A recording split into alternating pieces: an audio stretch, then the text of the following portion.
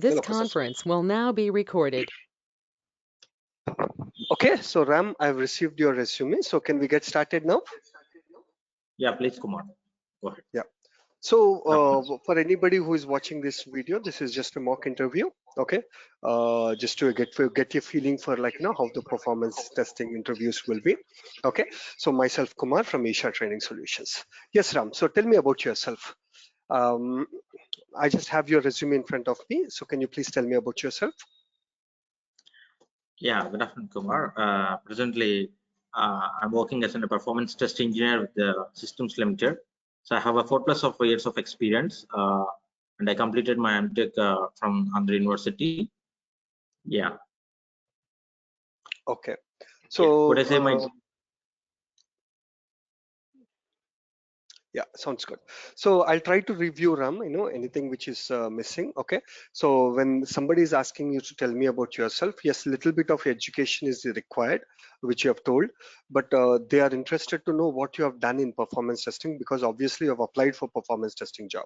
Okay. So something like, what kind of protocols you have worked, what kind of tool you have worked. Okay. What, that kind of stuff. Okay. So you need not have to talk about your last project, but definitely you can say that I worked on LoadRunner extensively from 4 years or whatever the years. Okay, and what kind of protocols you have worked, if you have worked on any APM tools. Okay, you have worked on any performance engineering stuff. Okay, that on the high level they wanted to know. Okay, not just your education, not overall how many years of experience. Okay, so you can say that I have 4 years of experience in performance testing. Mainly I've used LoadRunner tool. The protocols that I've worked on, HTTP, HTML, and web services or SAP GUI, whatever it is. Yeah, and then I've worked on Dynatrace extensively in my projects. So I worked on little bit of performance engineering stuff like JConsole, JVirtual VM. I've done some heap dump, thread dump. So this is about myself. And I worked on, let's say, companies Wipro. I worked from Wipro in all these 4 years. Okay, and handled multiple projects. This is so they wanted to get an overall idea as to what you have done in this experience. You are a 4 years experience guy, right? So what you have done in this 4 years. Okay, on the high level they wanted to know. So as soon as the interviewer completes, I mean, you answer this question, the interviewer should get an understanding that okay, Ram has worked on these tools. Okay, worked on this company, and his skill set is blah blah blah, and his education is so and so. Okay, so remember that going forward. Okay, now Ram, so wonderful. So I've understood what you have done. So can you explain a little bit about your last project, what you have done? Yeah, actually, the last project I have done on craft warehouse inventory control system. Okay. It is it's nothing but a warehouse project. So what I have done on that, preparing the test scenarios and creating the test scenarios and doing the different kind of tests. Actually, it has the 3 flows: inbound flow, outbound flow, and return flow. So we are creating this different scenarios, and we are preparing the test plan and creating the and running the doing the executing the tests in the load run the controller part, and doing different kind of tests what you are going to perform. And by using that, we are analyzing the results. We are deep monitoring on the different kinds of results, and we are comparing with the previous results, and we are walk through that results to the client.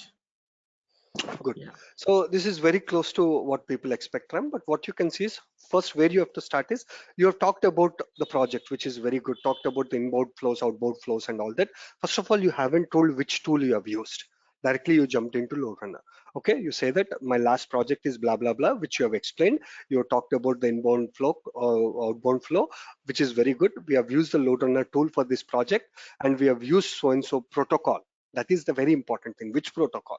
Okay, so you say that, and then you have been saying test. What test you have to run? You have to talk about that. I've executed a load test, I've executed a stress test, I've executed a endurance test. Whatever the test you have done, you talk about it. You talk about the whole performance testing life cycle. Okay, you can say that I worked on so and so project that you have told. You talked about inbound flows, outbound flows. That is good. Then you can say that we have used LoadRunner for this tool, and mainly it is HTTP HTML protocol. So as a part of the project, first we have done the NFR gathering, then created the test plan. Okay, and then created n number of test scripts. Okay, like 10 test scripts, 5 test scripts, whatever it is. Clearly talk about the performance testing lifecycle. Okay, so talk about this like 5 or 10, or you worked on it, right? So just you have to put together in a right way.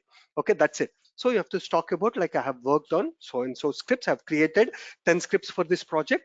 So using these 10 scripts, first we have executed a load test.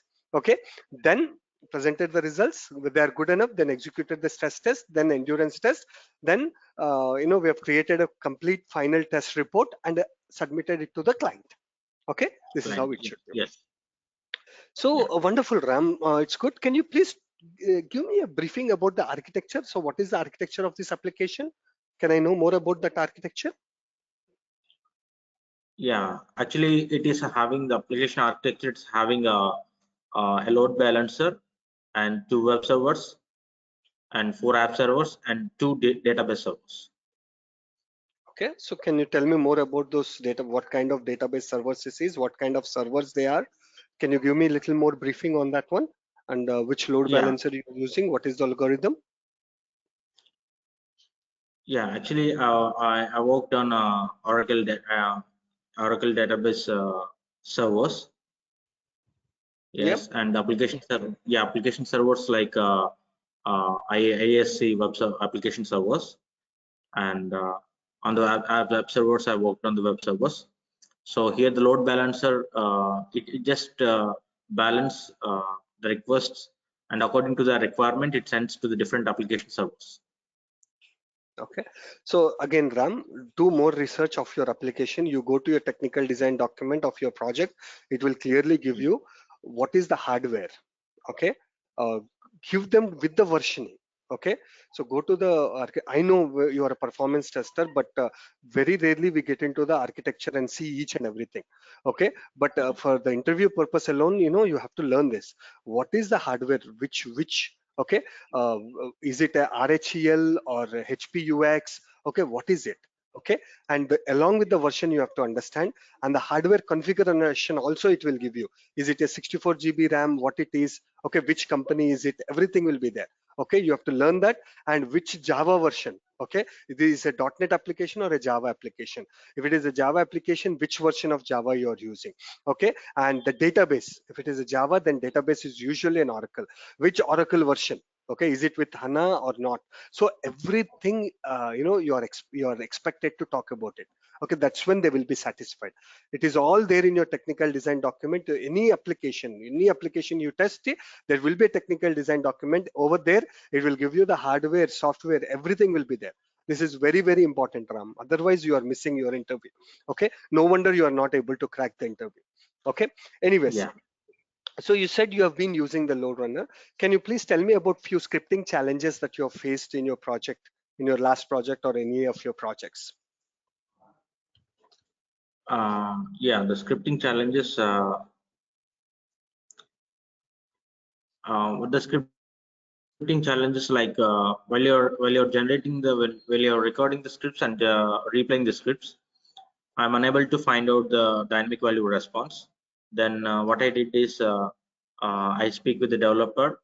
Actually, the dynamic value which is generated in the script, it's okay, but it's not available in the response. Then I will speak with the developer. I speak with the developer, and I get the functionality, and I will make it as an external function in the region, and to call the function to generate the dynamic value. And I faced a couple of issues with the .js files also.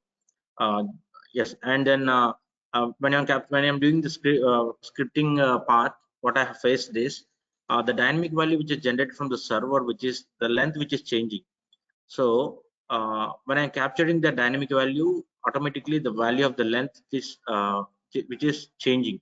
Then what I did is I copy that string, and I concatenate, and I reverse the string, and then pass to the and then I will reverse the string, that value, and then I pass it to the next. Then I capture the dynamic value and I pass it to the subsequent requests. And and some of the couple of issues what I faced in the last few years of my project. Okay. Again, this is not convincing enough. I'm sure you would have faced these issues, Ram. Again, practice in front of the mirror. See if the other person is able to understand what you're saying. Okay. Definitely, I haven't understood both the scripting challenges that you have faced. 100%. Okay. So the first one, based on the knowledge that I have, I guess that the dynamic value is coming from the client, not from the server. So if it is coming from the file, it is a .js file. That's what you're saying. So if that is Yeah. so, how you have handled also you have to say. Okay. So usually I believe in the LoadRunner we use something called web.json run or something like that. So explain everything how you have handled it. You said you spoke to the developer. What he has given to you. Okay, that you haven't explained. They usually give the .js files. Okay, then you try to understand how this token value, not the functionality, the how is this token is getting generated. Your functionality means from login you are going to log out, or login you are going to the next page, which is products page. From there you are going to the purchasing phase. That is what is the functionality. But understanding the code is different, not functionality. You are understanding how the token value is getting generated. Then you implement that in LoadRunner. You didn't even explain how you have implemented that in LoadRunner. Clearly with the functions you have to say that this is the function I have to say, and if required ask them to say I want to showcase it. Please give me the right so that I can showcase the screen to you. Then write down the piece of code that you have actually given, okay, written. So showcase with them. That is when people will be convinced. You're just talking about the challenge, but how the challenge is fulfilled. In the second case you have told, hang on one second, Ram.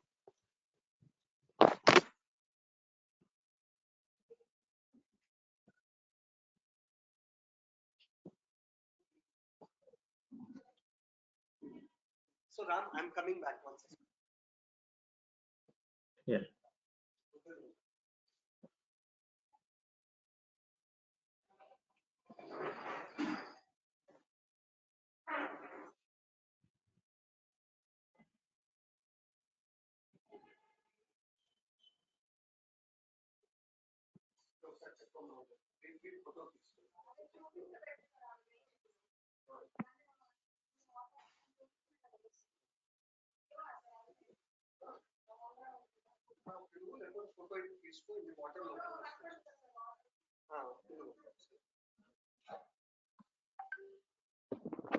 Okay, so Ram, that's my feedback. Yeah. Okay, so the thing is, you have changed you have faced the challenges, which I can clearly see, but you are not able to convey that to the interviewer.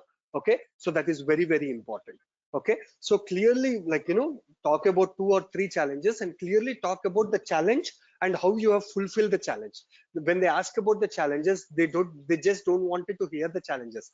How you have handled the challenges is what they wanted to hear. Okay. Okay. So wonderful. Now, let me know, like, is it possible that I have certain scripts in web services protocol, certain scripts in web HTTP HTML protocol? Can I execute all these scripts together in the controller?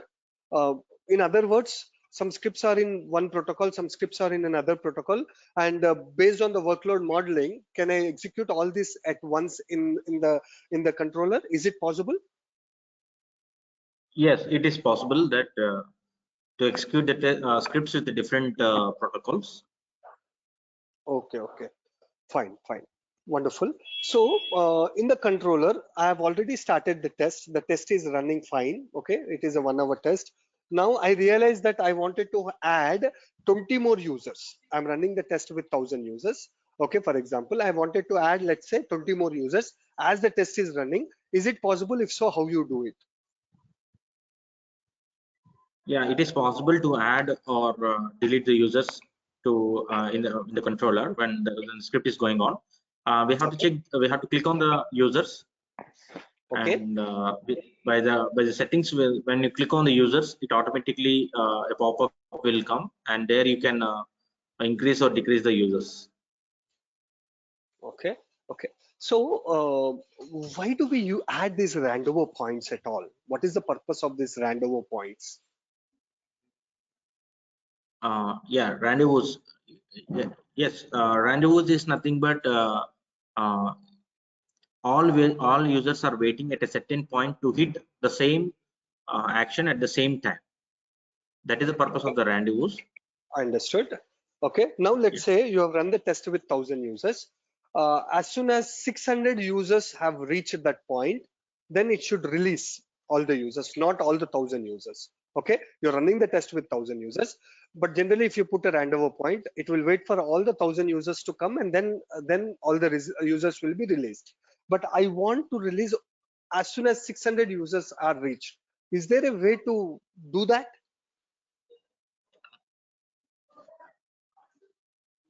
Yeah, it's actually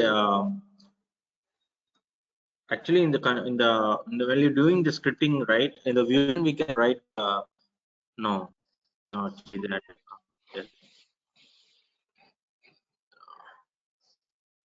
No, not I don't have an idea. Okay, so explore that, okay, after the interview. Can you tell me, like, as soon as you create the scripts, okay, what you do once the scripts are ready? Let's say in your project, in your last project, how many scripts you have created? I created the 3 scripts. How many? 3 scripts. Okay, so it looks like a small project. Usually there will be 10 to 15 scripts. Anyways, so okay, the scripts are everything ready. Now what do you do? How do you run the test, or what do you do? Yeah. So then the first after the creation of the scripts, and if it's passed in the Vusion, then in the controller, I would like to do the design the scenario. The first and Okay. foremost thing, I would like to design the scenario, and Mm-hmm. then according to the number of users, we will be like basic. We have different scenarios.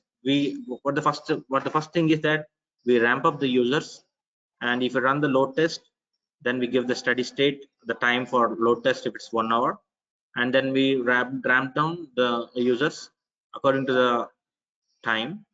If you say 10 seconds, for every 10 for every 10 seconds it is ramp up, or if it's for every 10 seconds it's ramp down, then we assign the LGs, and based upon that, actually while you are assigning the LGs, the first and foremost thing is that the memory footprint test we have done for LGs, that how many LGs we have in the project, and according to the how many users we have to assign to the LGs.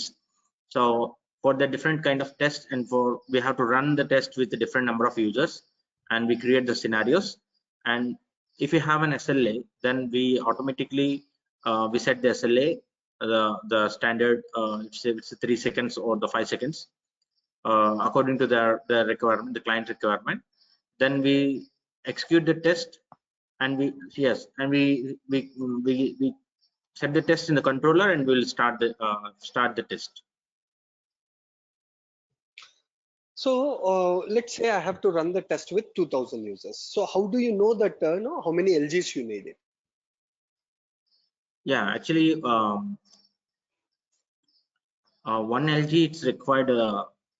One user it's required if it's run user as a process or user as a thread.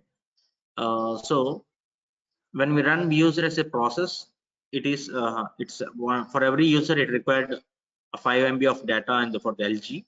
If you run user as a thread, so almost for 50 users it required only one like 5 MB of data for LGs. So before assigning the number of users to the LG, we have to do the memory footprint test. Like we have to calculate for one user it required 2 MB of data, right? So if the LG It's not configuration, if it data, is, it's the memory, yeah, just that word. Okay, data is yeah, different, memory is different. Okay, yeah. So it's 2 yeah, MB of it's memory, memory. It could vary. Okay, some certain application. It depends on the application yeah, complexity as well. But you can say that you run the test. You go to the task manager. You can see for each user how much it is taking. Based on that, you can figure out. But generally accepted thing is 2 MB. Okay, so that's what it yeah, is. 2 MB, Okay. yes. Okay. 1 minute. అన్నా బాను అన్నా full నిండిపోతున్నాయి water. అసలు నేను realise అయిపోయే లోపల మొత్తం వచ్చేసినాయి water. లేదు ఇక్కడ నుంచి వస్తున్నాయి, ఇప్పటికీ ఇది 4th టైం. Okay, okay. సరే సరే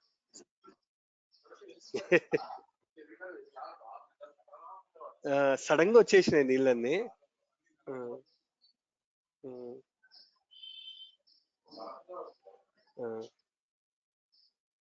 Ram, just give me one moment.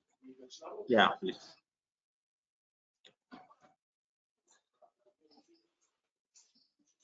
So yeah brother, so that's what it is. Anyways, yeah, that's good. Okay, so how do you go about with your once the test is done and let's say the response times are not not good enough, so how do you go about doing your analysis? What is your approach? Yeah, after execution of the test, actually before the execution of the test, what we have to do means there is a smoke test. We have to conduct the smoke test with the minimal users, and then we see that the transaction response times, if they are before. I'm not asking you how to test it. Okay, testing is done. I'm asking you, once the test is done, how do you go about doing your analysis? Yeah, in the analysis part, mainly we have the client side metrics as well as the server side metrics. If you have any monitoring tools, then we can find this server side statistics, and mainly the client side statistics we can see in the analyzer, and from that we will export the data into the Excel sheet, where we can send that sheet to the client, to the team, to the project team, where we can see the different kinds of actually if they the first thing is that after the execution of the test, we see the results and we compare the results with the previous execution, and if we get that, we will check mainly the 90th percentile as well as the transaction response time. If we are achieved within the SLA, then it's good, or else we will report to this. If this response times are greater than SLA, then we will report to the client, to the developers, and to the different teams that why this response times are getting. And if there is any in the analysis, we can see that the hits. If we can compare, we can match the graphs, mainly the users, running users, as well as the hits per second. Hits per second as well as throughput. We'll merge the graphs and we can see that different statistics. And if you get that, and we will export to the to the Excel sheet, to the PDF, and then we'll send that statistics to the client. Yeah. So Ram, without looking at the server side metrics, okay, just looking at the client side metrics, how do you figure out that there is an issue with the server? Which graphs or which two graphs or which graph you look at so that you know that there is an issue or there is a bottleneck in the server? Which two graphs you will look at? You don't have any access to the server side metrics. You don't have any APM tools. All you have is just the client side metrics. How do you figure out there is a bottleneck in the server, or which two graphs or what you look at so that you know there is a bottleneck? Yeah, mainly response times, the transaction response time, we will check it that, or else we can see that throughput, mainly the throughput, which is the data transfer from the server in terms of bytes per second. If the throughput is very less, if it is very less, so the server, we can say that the server is not rendering the data properly. So by that we can identify the bottlenecks from the transaction response time as well as the throughput. Okay. So tell me your knowledge on the APM tool. Have you worked on any APM tools? No, actually I have don't have the complete access on that. I worked on AppDynamics. Okay. On the call we just monitor the client server side statistics like calls per minute, and then memory, average utilization, current utilization, garbage collections, minor GCs, major GCs. We just monitor, and we send when do you report? that. You talk about the minor GCs, major GCs, right? So when do you know there is a problem, or when do you report to the developer saying that there is a problem with this GC, or this minor GC or major GC? What is it? So when do you actually report that? Yeah, actually here the heap utilization or the current utilization, which is greater than 60% or 70% according to the threshold, we will identify that it is issue with the memory, then we have to close I'm checkup with the talking about garbage. so, yeah, go ahead. Yeah, Yeah. Mm. Okay. yeah. Yeah, go ahead. Then we have to see that different then see the garbage collection if it's properly is doing or not. Then we have to see the minor GCs and major GCs, the activities are going on. Minor GCs which are nothing but which is the objects which are in the which are in younger generations, and major GCs which are in the older generations. So if that which are any minor GCs which has happened, how many minor we will execute the data, and yeah, we will fetch out all the data and we will send to the reporting to the project team that this much of minor GCs happen or this much of major GCs are happen. And yeah, according to that we will say we will identify the different statistics and we will send to the team there. Okay, thanks, Ram. So I'm busy, Ram. Now I cannot continue. I think this is good enough. I got a basic idea as to where you're lacking. I'll give you the feedback. Okay. So after this call, okay, I'm stopping the recording. You Yeah, can call me. I'll give you the feedback. Okay. Thank you. Bye.